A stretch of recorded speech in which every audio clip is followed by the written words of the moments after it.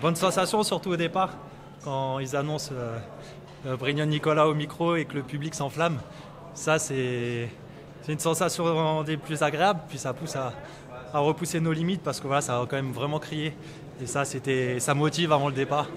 Après, je me suis remis dans ma bulle et c'est une course, je suis plutôt satisfait. Je ne fais pas un super bon départ, mais ce qui est encourageant, c'est que je bats le Brésilien qui m'a battu 3 fois dans l'année.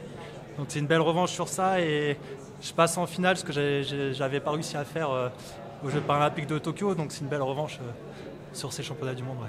Oui, je pense que je peux améliorer mon temps si je fais un meilleur départ.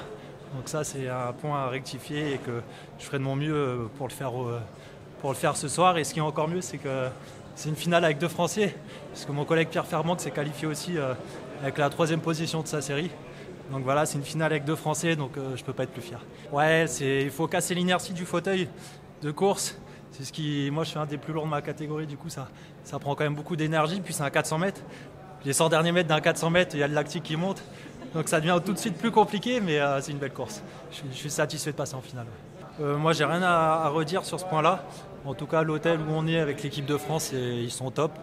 On est à côté du stade, on vient en tram. Il n'y a rien à dire, c'est vraiment les conditions sont là pour performer. Donc il n'y a rien à dire. Et l'organisation, il n'y a pas de retard sur les chambres d'appel. Et ça, c'est vraiment cool, parce qu'en fauteuil de course, rester 45 minutes avec du retard, c'est toujours compliqué. Mais là, tout se passe bien. Donc pourvu que ça continue jusqu'à la fin des championnats, mais que du positif.